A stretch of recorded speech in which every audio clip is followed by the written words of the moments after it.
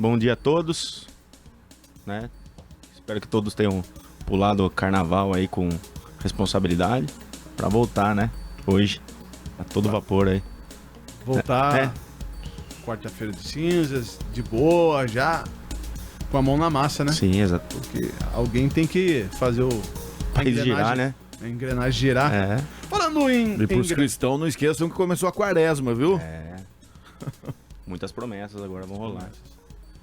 Felipe, falando em girar, o que temos para debater hoje aqui, nessa quarta-feira? Fala sobre um pouquinho da engenharia hoje, da importância dos projetos de engenharia, né, como um todo e principalmente na construção civil. É um tema assim muito importante. Que projeto, quando você fala, projeto, o que é um projeto em si, né?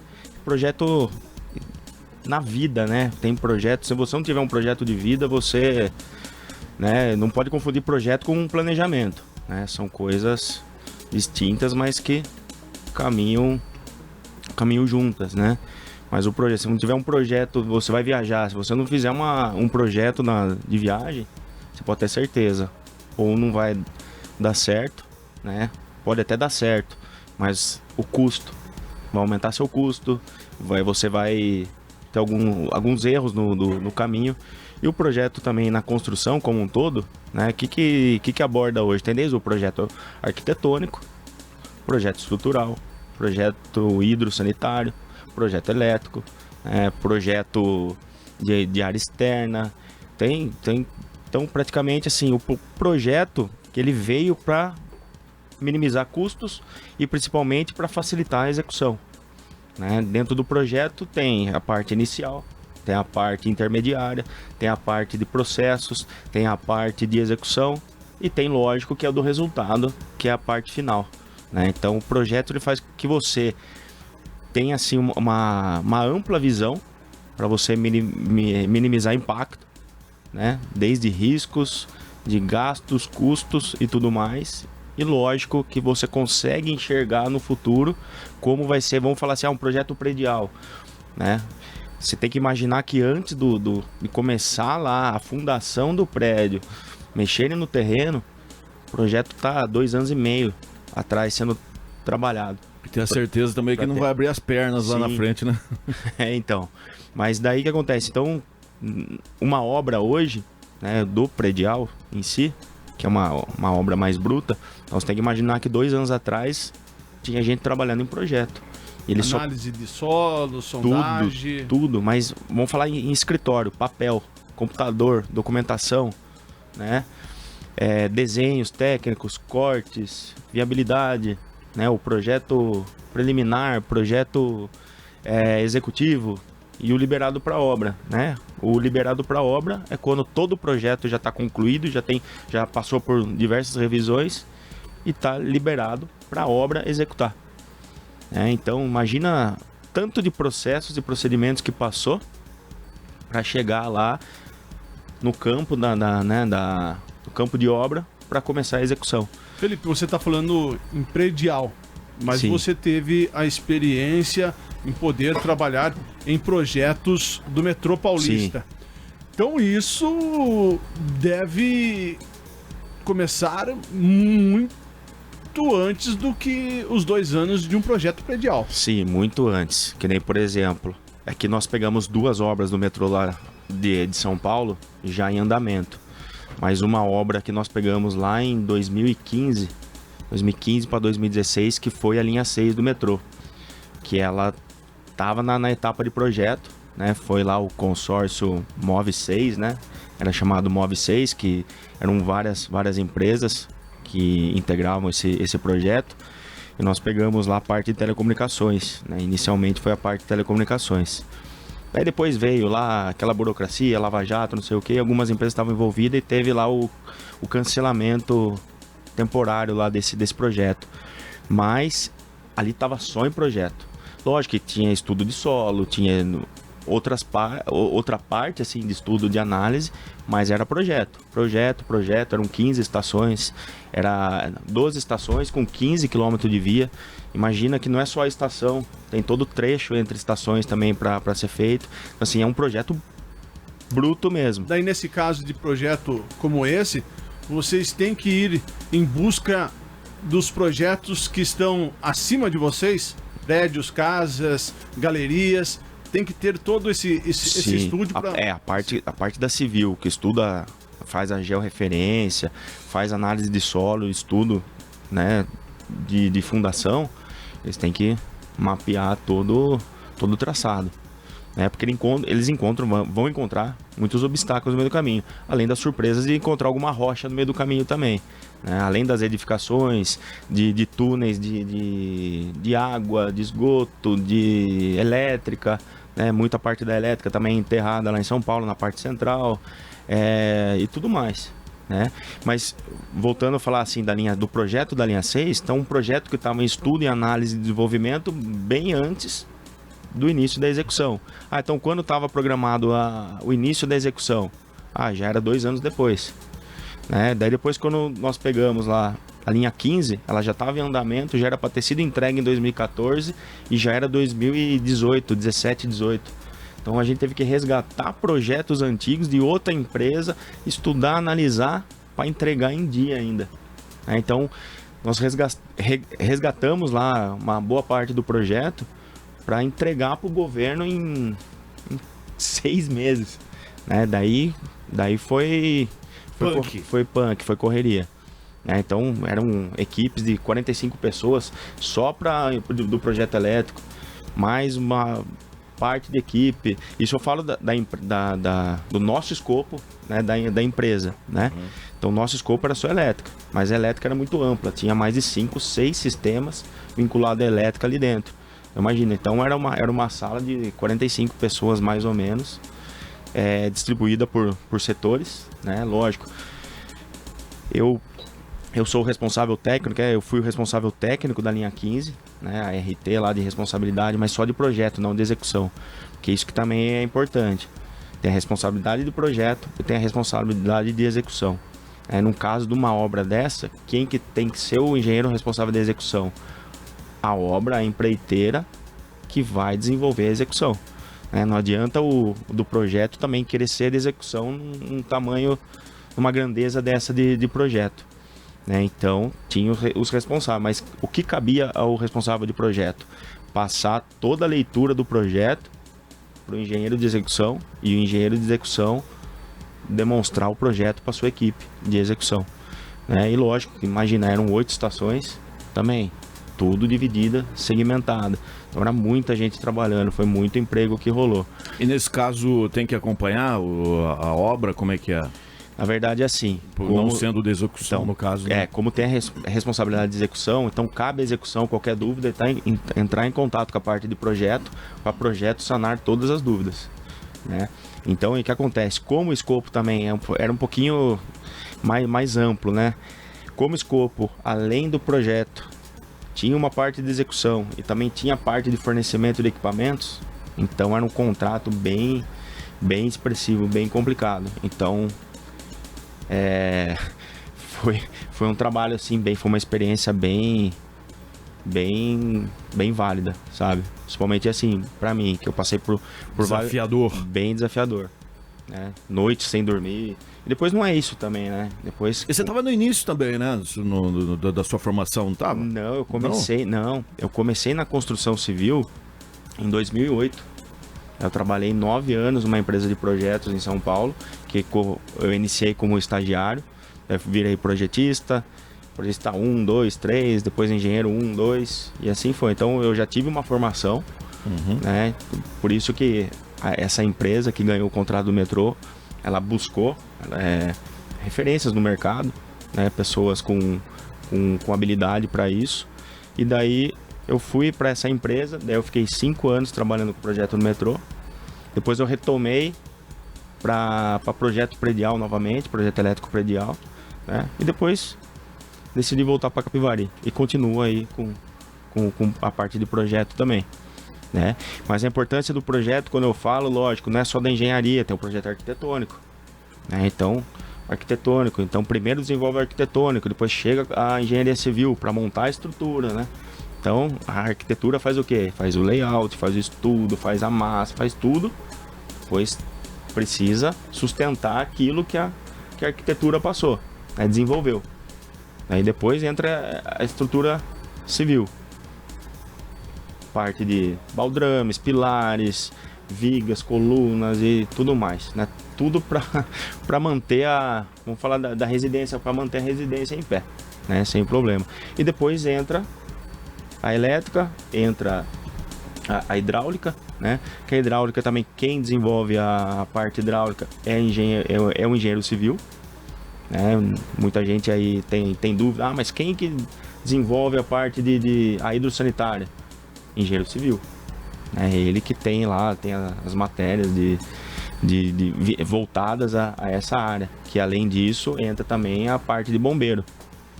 Bombeiro, cara, quem também que faz projeto de bombeiro? Engenheiro civil. Ou algum técnico especializado. Então, juntando todas essas disciplinas, você sai com um projeto completo. E o que isso traz de benefício? É aquilo que eu sempre falo. Mas poxa, mas se eu juntar todos os profissionais, vai ficar cara a obra. Depende. Se você está contratando um profissional para ser o responsável daquela disciplina, né? Cada um voltado à sua área, né? Você joga a responsabilidade para ele, né? Então a chance de dar problema no futuro é menor. E também com custo. Às vezes assim, não, vamos fazer. Tem uma arquitetura? A arquitetura ajuda muito. A arquitetura vamos falar assim, é ela que apresenta o layout, né? Você tem a ideia pela arquitetura. A grandeza quando nós vamos fazer o nosso orçamento, tanto civil ou elétrica ou outros profissionais, eles dependem da planta da prefeitura, dependem da planta quem desenvolveu foi o arquiteto. Então a gente se baseia a parte orçamentária em cima da planta de arquitetura, né? E com isso, no final, você consegue ver a grandeza. E com isso pode dizer, a importância, você vai reduzir custos com materiais, né? O engenheiro, o civil, ele vai falar para você quantidade de ferro, quantidade de cimento, quantidade de telas, de armação, de não sei o que, tal. Ele vai fazer lá a lista quantitativa e ali, lógico, tem o fator que a gente tem que colocar, independente a disciplina, mas tem que colocar lá o fator de perda, fator de risco e tudo mais. Então, assim, no final da obra, todo mundo tem o mesmo intuito: reduzir custo, fazer o mínimo obrigatório em cima das normas e entregar para o cliente final o projeto com toda excelência e toda qualidade, né? E o que a gente ouve bastante é o seguinte, né? Vou falando por mim.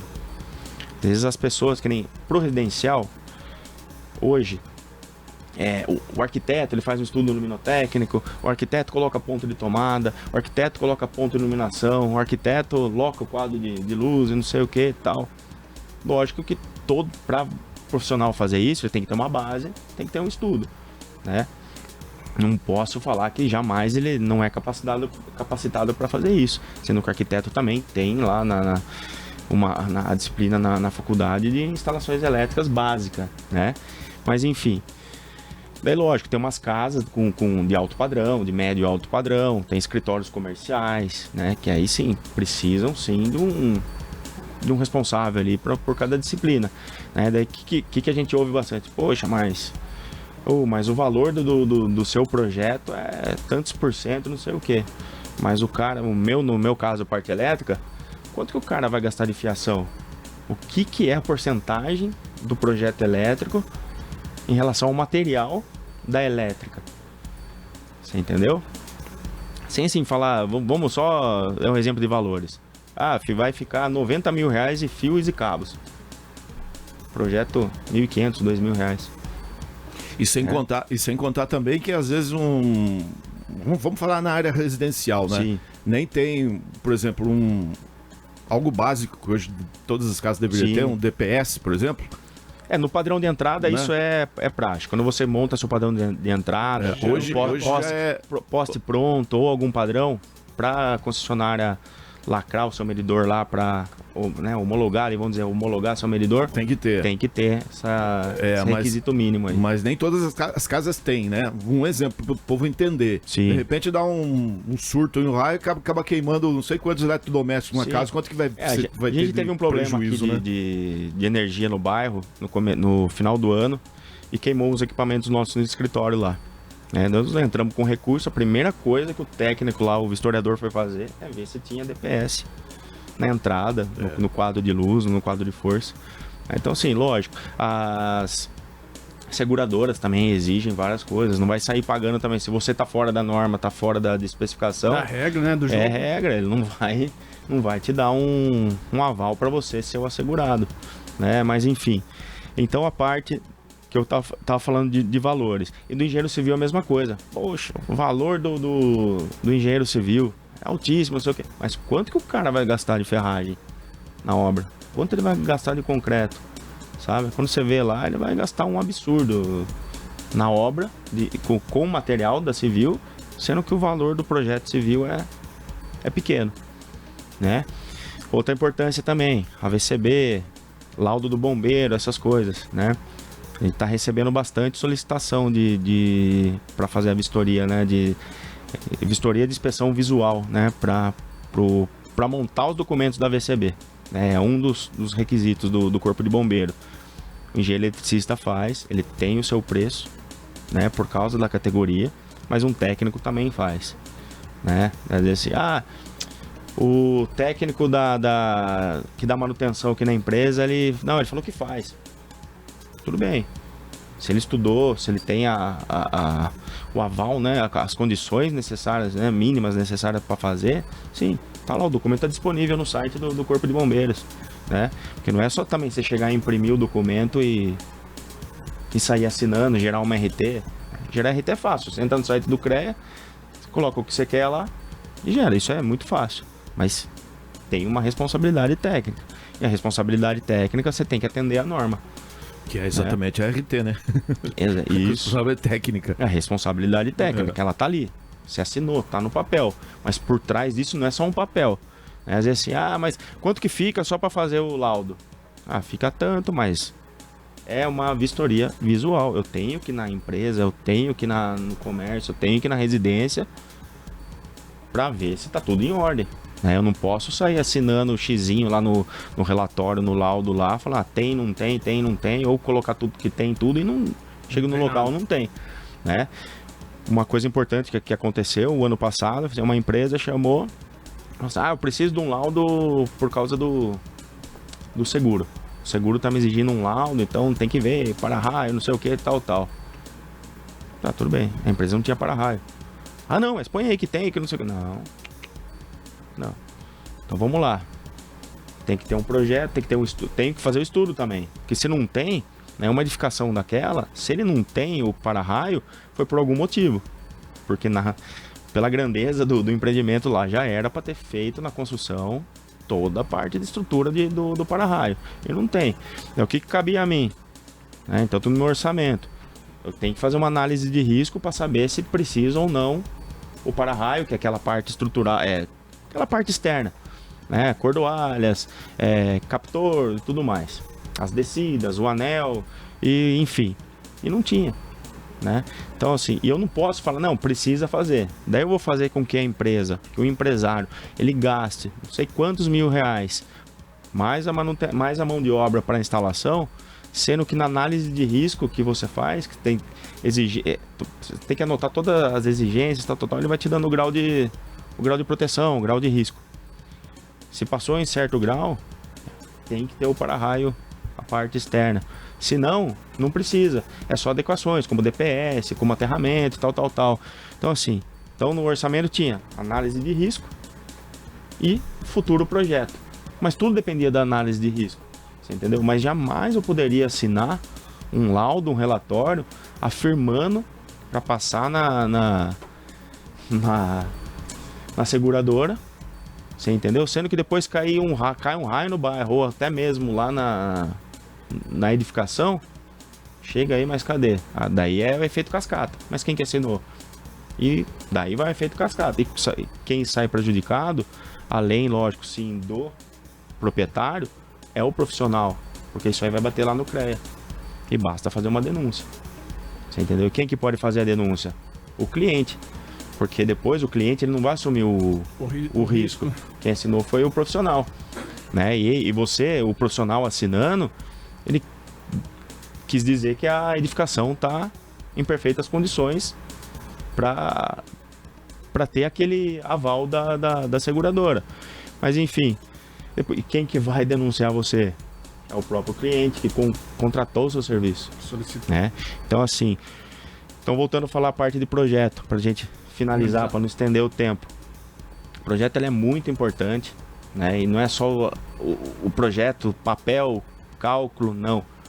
Você tem que pegar o projeto, você tem que ir até a pessoa que vai executar, você tem que dar uma aula para ela. Se ela não sabe ler projeto, você tem que explicar, você tem que ter a paciência, você tem que passar tudo certinho.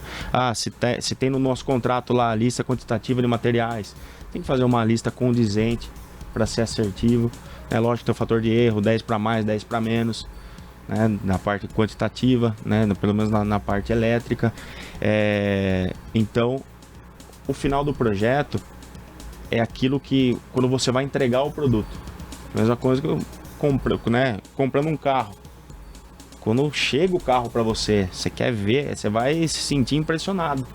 O projeto é a mesma coisa quando você entrega o seu serviço bem executado, tanto projeto como execução, né? Então é aquela grandeza final que tem, lógico que tem contratempos no meio do caminho, às vezes você projetou, né, que nem eu falo, papel, AutoCAD, software, ele aceita muita coisa. Quando você chega para executar, o terreno era uma terra muito dura, muito rochosa. Tem que mudar, não dá para fazer estaca, tem que fazer baldrame e um monte de coisa, não sei o que e tal, beleza. Parte elétrica também, teve um conflito com hidráulica. Hidráulica só tinha aquele lugar para descer a água pluvial. Justamente eu estava passando lá uns dutos de elétrica. Tudo isso é ajuste de projeto e compatibilização, né? O certo é as disciplinas andarem junto. A arquitetura termina, vem a estrutura, depois chega todo mundo e vai compatibilizando. Você vai colocando no software lá um projeto em cima do outro e você vai desenvolvendo o seu. Também para a gente ganhar tempo, né? E qualquer mudança que tiver em obra e execução tem que passar pelo responsável, para ter o aval dele também. Não adianta também você jogar para a empreiteira, para a construtora, e a construtora falar, isso aí, eu ergo essa casa, esse prédio aí, um ano tá pronto. E faz do jeito que é, e o projeto fica encostado lá, só para dizer que tem projeto. Você entendeu? Então tem todo um acompanhamento. Felipe, finalizamos? Feito. Obrigado, então. Vou descontar do seu tempo. Passou o tempo? Só um pouquinho. Quando o assunto é gostoso, a gente vai desenrolando. Tá bom? Ótima quarta-feira.